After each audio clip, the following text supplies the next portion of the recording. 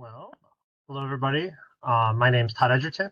My watch is showing 11 o'clock, so I think we're going to get this started. Thanks for having me today. Again, my name's Todd Edgerton. I'm a marine science supervisor with VDH's Division of Shellfish Safety and Waterborne Hazards.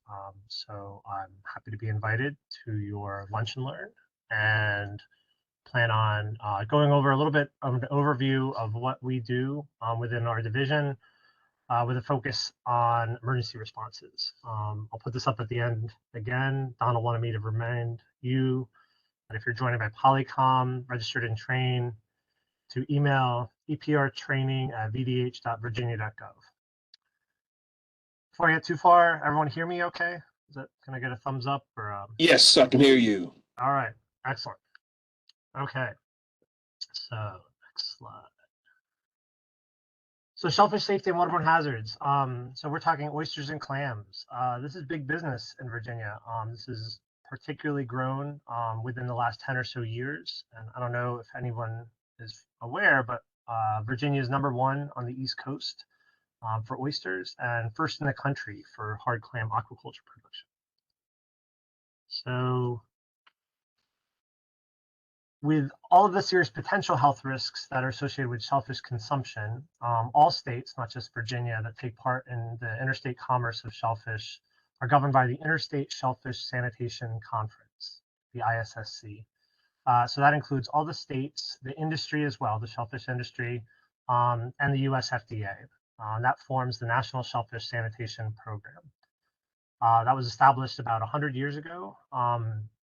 With national criteria for sanitary surveys, water quality, and the management and protection of shellfish growing areas,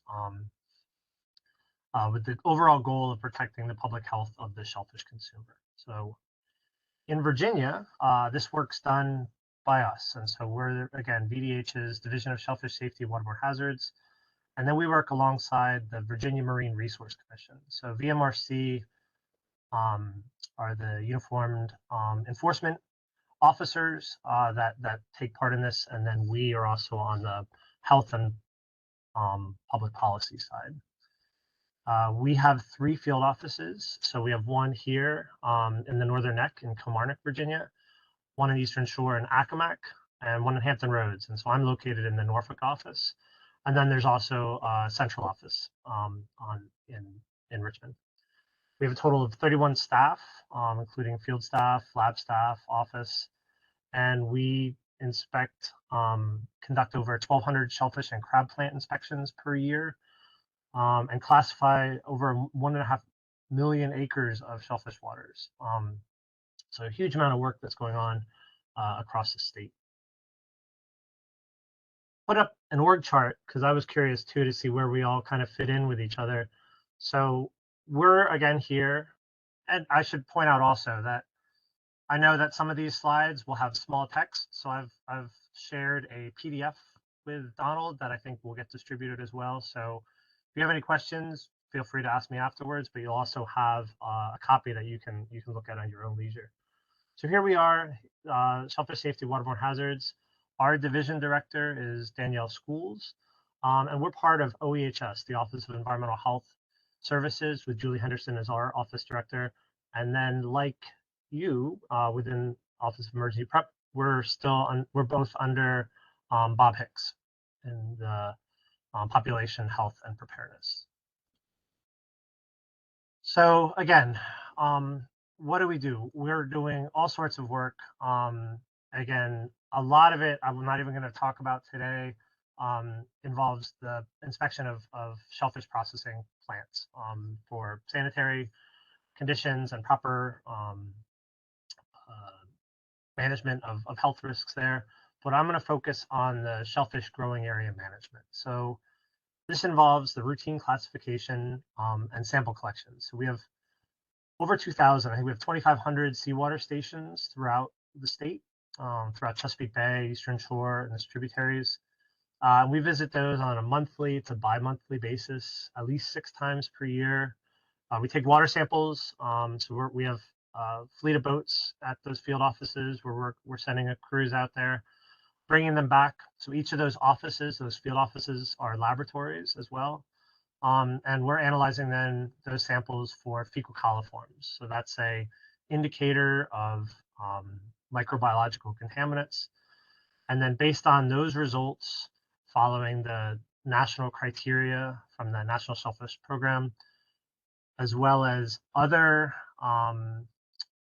potential impacts, maybe from marinas or wastewater treatment plants, industrial outputs, we then classify all of the waters of Virginia for shellfish growing areas.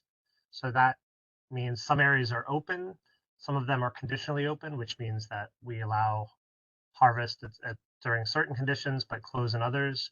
Big example would be rainfall. We have some areas like the Lynnhaven River here that we close following heavy rainfall. In some areas, just they don't make the cut. They don't have a high enough level of microbiological. The fecal coliforms are too high, I should say. And so those are condemned. And so we have physical signs out there, but then more and more we have electronic signage. So there's all sorts of signs available. BMRC has an app. We have an online map. There's a Google Earth layer that is updated. You can get to all of that through our link here, www.vdh.virginia.gov/shellfish. And then in addition to all of our routine management and closures, we have emergency closures. So I thought we would talk about some of that today. So this could be due to any number of events: fuel spills, chemical contaminants, harmful algal blooms, or what I'll focus on a little more, sewage spills. Let's see. Again, here's another example of a chart that may be very hard to read. We have a lot of flow charts. I imagine you guys work with flow charts as well. They tend to help a lot when situations going on, allows us to follow it. So this is our flow chart for emergency closures in response to sewage spills. And then here's where we've had emergency condemnation. So emergency closures on the last 7 or so years due to sewage spills. We'll walk through some of these in a little bit. So these closures are associated with high volumes of sewage. Here's our volume. These are where we've had the closures. Generally, we're talking over 100,000 gallons of sewage, sometimes more, 1 million, 10 million gallons of sewage. Again, these are variable, often associated with high rain events, sometimes tropical storms, sometimes non-tropical events. And again, these vary. Some years we've been fortunate to have no emergency closures. Some we've had up to as many as 4 per year. So we think back to that flow chart. Like most flow charts, the very first thing that comes in that response plan is timely notification.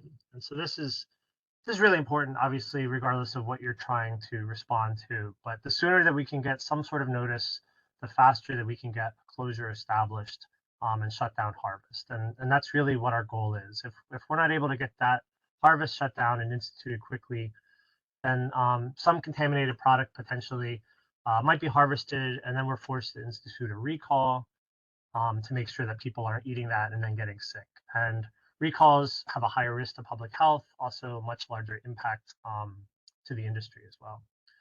So again, I'm not as familiar with your group, but I would imagine that you're dealing with notifications from a number of different sources as well. And so we get all sorts of different types of notifications. We get the prep notifications from DEQ. We get these SOARs, the SSORS notifications within Hampton Roads Planning District. These are really great because they have all of the information in a consistent format. Sometimes you're just getting an email in that has very limited information. Really, the key information we need, what we try to stress, is the location. Where's the location? What we can figure out that proximity then to the water body. What's the volume? How much sewage potentially is coming out? And then, if possible, what's the dilution? Is this raw sewage? Is this mostly rainwater, stormwater? Is it partially treated, etc.? So we'll go through a bit of an example here. We had a huge spill occur 2 years ago now in Newport News. And so this was right around New Year's, January 4th. There was a 36-inch force main that broke that was leading to the HRSD Boat Harbor plant, treatment plant. And um, obviously, a 36-inch force main is a pretty big pipe, so that's 10 million gallons per day. In order to fix that, they had to divert the flow into the James River. So here you can see, here's the pipe. The flow has been diverted into the river. We've got some guys here working on the pipe, and they were able to get it a temporary repair on in 3 days. And so 3 days at 10 million gallons per day, their estimate, we had 29 million gallons of sewage, raw sewage that went into the James River. Fortunately, we were able to get that notification within 2 hours of the event. And they knew the pipe, they knew what the flow of that pipe is. So we were able to put together a response very, very quickly. So once we get that information, the first thing that we do then is we want to figure out what's the potential impact going to be to our shellfish growing areas. And we do that through modeling. So we can use a very basic dilution model that FDA has provided, basically just C1V1 equals C2V2 sort of thing, where we're trying to figure out what the final concentration would be within our receiving waters. Fortunately, within the James River, we have a more sophisticated model that we can use. This is our James River overflow model. This was developed for HRSD by a consulting company, and we've used it now, I believe, for the last 10 years or so. I think it predates my time here at VDH. But it's very impressive. It's easy to use. It's a fate and transport model. So instead of just a stationary dilution, it includes tides and circulation patterns. So we can see, again, dilution that would occur, but also where that plume might move with the tides. And then also what that will look like over a time series. So again, we use the information came in from this to then develop what we think we might need for an emergency closure. And in this case, that closure spanned from the James River Bridge. Here's our Monitor Merrimack Bridge. This is the emergency section, and then the section between the Monitor Merrimack and the Hampton Roads Bridge Tunnel is always there's always a closure there. So we were able to get this closure information out, modeled that day. The closure went out that day, the same day. And we work with VDH's PIOs to put out a press release. And then that was picked up by news outlets. And then we also worked directly through MRC and with the shellfish industry as well to make sure that all the harvesters and the processing plants knew what was going on. So after that, now we've got our closure. This was a huge spill. This, even for us, was a big one. So we wanted to do some additional monitoring to make sure that this closure was large enough. So we went out. So this is still while the spill is going on. This is January 6th. So the spill was going from the 4th to the 7th. And I know you can't see the dots, besides that these are all small and these are large. So we had very high concentrations of fecal coliform bacteria in the proximity to where the spill was occurring. But then our closure extent looked like it really was doing a good job. So everything was much, much lower as we left this immediate area. So we felt good about that. So this was while the spill was still going on. Again, the repairs go in on the 7th. We went back out on the 14th. So now 30 million gallons of sewage have gone into the river. That's a lot, we've got some experience with spills, but that's a lot. So a week later, we weren't sure what we'd see, and we were really pleased.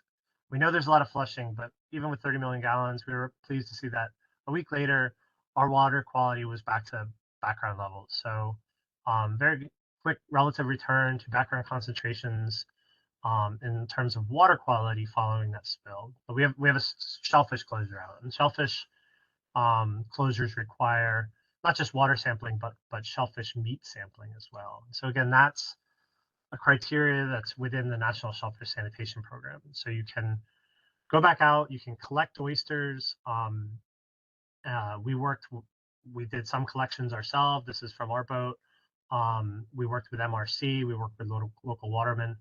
And with this case, we're bringing oysters back to the lab, shucking them. We make what we term these oyster smoothies and lab blenders, and we're looking for a male-specific coliphage, which is a viral indicator that's more specific to human fecal contamination. So this is what the national program uses as a metric to allow for reopening after sewage spills.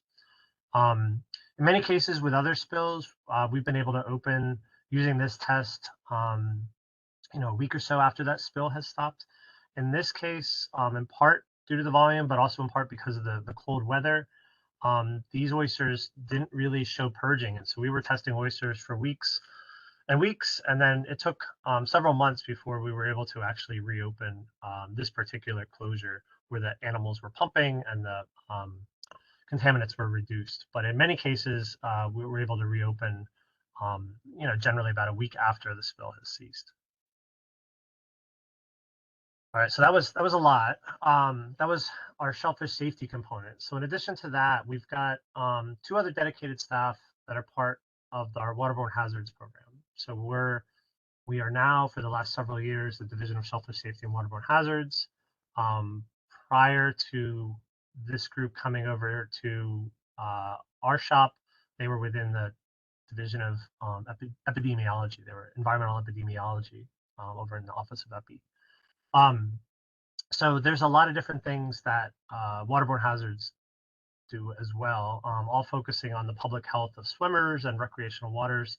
And the largest component of that is the Coastal Beach Monitoring Program. So this is funded by the EPA. It involves local health districts monitoring the 45 coastal beach sites on a weekly basis from May to September, where they're testing for Enterococcus bacteria. So if you've ever gone to the beach and seen one of these, or maybe you're familiar with our website, or you've seen news story that there's a beach closure in Ocean View Beach in Norfolk or Hilton Beach in Newport News, that's what this program is here. So this, again, all of the sampling, unlike the shellfish work, this is all done by a local health district, where they're collecting those samples, analyzing them, and then our staff within our group sort of manages the program, manages the website, helps with the advisories, things like that. So in addition to the beach monitoring, we also manage harmful algal blooms. And so in the shellfish waters, we're taking some additional samples that we look at for marine biotoxins to prevent against shellfish poisoning, paralytic shellfish poisoning, diuretic shellfish poisoning, etc. But on the freshwater side, there's no routine harmful algal bloom or HAB monitoring in freshwaters. But we do, through this program, have a harmful algal bloom hotline, and we have an online reporting tool, and then we work to help coordinate the bloom response based on those reports. So another flow chart. Again, I've got links here for anyone who's interested in getting a lot more detail that I can go over, in this brief presentation. But again, we've got flowcharts of how we manage harmful algal blooms in fresh waters. Again, they're starting with some sort of observation. There's a bloom cited, something like that generally. And then samples will be collected, and then VDH. And so generally, DEQ is doing the collections, and then VDH manages a contract with Old Dominion University that will run some analyses, and then we will recommend advisories based on high cyanobacteria or harmful algae concentrations or toxins in the water. This can include both the water samples themselves, or more recently, we've also had issues with toxic algal mats, where these mats can float, and it's a sort of a clump of algae that, even though it's not spread throughout the water, it's very concentrated, and those toxins especially can be an issue to small children or dogs. So we're always trying to put into our press releases for people to make sure that their pets also are not coming in contact with these. We work again with all the local health districts, PIOs to issue press releases, and then we put information on our webpage. A couple other programs. The Recreational Water Illnesses Program is largely an outreach and education campaign. We have a big highlighted CDC funded outreach campaign at the start of the swim season in May, the Healthy and Safe Swimming Week each year. And then we also throughout the year work to answer questions that have come in and coordinate with local epidemiologists if illnesses are reported. And then I know I'm getting a little bit over, but I've got a couple of things I really want to talk about with you for the pollution response. So as I'm sure you're aware, the PrEP program is run by DEQ. So these notifications will come in, and they're required to notify the health department of these releases that may impact state waters. I've talked about Shellfish. That's our shop. Office of Drinking Water will handle drinking water concerns. OEHS's toxic substances will deal with fish consumption, and then waterborne hazards here is recreational use, and so this is again seasonal. The authority for issuing sort of advisories comes from either the state health commissioner and the local health directors. So we serve as a consultant. You could think of subject matter experts that can provide information on potentially whether or not an advisory should be lifted. But again, that ultimate decision is with the local health director. Challenges, lots of challenges here. Again, the notifications are coming in from all sorts of different sources. A lot of times we don't have the information that we're looking for. We don't have the specific information. We don't, lots of them are coming in at a time. We do not have a dedicated staff within OHS to review these. The Office of Drinking Water does have an emergency coordinator position. So a lot of challenges here with this PrEP notification. We are working again to streamline this, to try to get this information directly to the health districts that may be impacted. So 2 quick examples from the last year. There was a barge down in the Elizabeth River that hit a sewage pipe, a broken sewage pipe, and released wastewater in March. And then we had a sewage spill up in the Colonial Beach area more recently around the 4th of July. Both of these were managed by their respective local health districts, and including the local health director, environmental health, PIOs, coordinator. And then our staff really worked as support staff. So we provided subject matter expertise, recommendations, sign templates, press release templates. And again, moving forward, this is how we're trying to make this work, where the notification will come in directly from DEQ and VDEM to the local health districts. And so we're working with the EH Council to refine the contact lists for the local health directors, for the local health districts.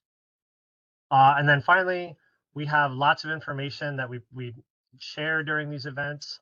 This is just a few of them, but on our resources page, we have PrEP templates, we have signs, you can submit harmful algal bloom reports. So you can get to it this way. We push this swimhealthyva.com as a quick way to get there. So I would strongly encourage all of you that are interested to take a look at this resource page as well. And that is all I have. Again, don't forget to send your email here to get credit for this. I think we should have plenty of time for questions. If there's any in the chat, I can look at those, or if you have any questions, just unmute your mic and let me know.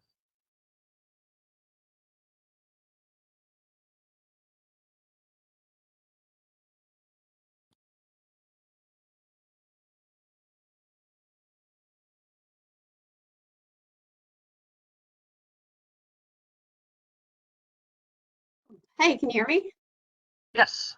Hey, I live near Lake Anna, and this is I know it's probably just a funding issue, but I would love to see the algae bloom monitoring continue through the winter. I know it's not as big of an issue during the colder months, but I have dogs that love to swim, and I'm always hesitant until it's been cold for a good while.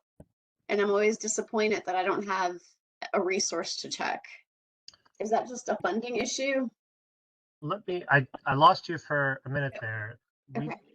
Let me pull up our Lake Anna site. I can show you, not our Lake Anna site. They stopped testing in October for harmful algae bloom, correct? Oh yes, I'm sorry. So that's the part I didn't miss. Yes, Okay. we do. There's still some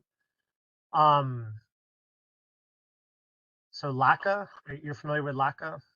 No. So they do some additional work. Based on our experience, we haven't seen anything, following that I feel like you're probably okay in the winter months. So this is our current situation in Lake Anna. We do have, and you maybe are already familiar with this, but there is an advisory in place in the upper North Anna branch here. We had samples come in last week that still indicated that advisory was required up here. So testing through that other group, that the LACA, what did you just call it? So the LACA is the Lake Anna Civic Association, I believe, and they do some additional testing beyond what we're doing. But again, based on our experience over the last several years, we haven't seen blooms following the end of the swimming season. So I would think you're probably in pretty good shape.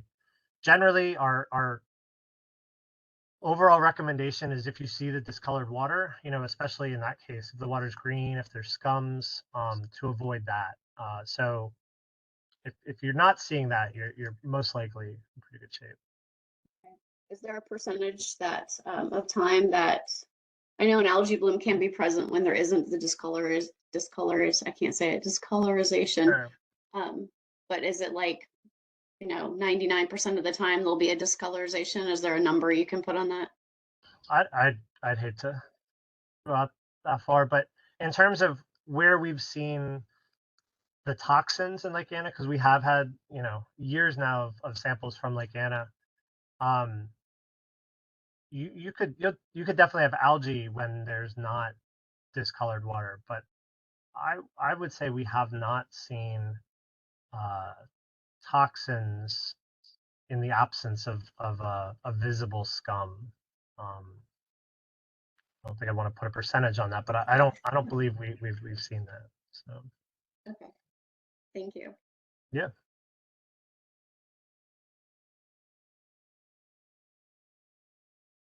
Any other questions?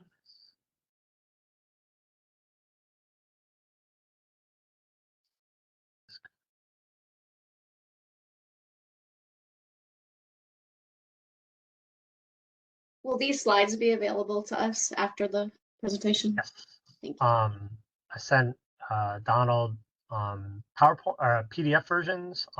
If for some reason that doesn't work and you want the PowerPoint itself, let me know and I can send that to you too. It's just a bigger file. I will be sending this out following the lunch and learn to all the participants. A lot of this too, we have like these are on our we have a lot of this information on our website as well. So if you are interested, here's my information here. You can email me, or we've again got a lot of it either on that Swim Healthy VA or through our Shellfish website.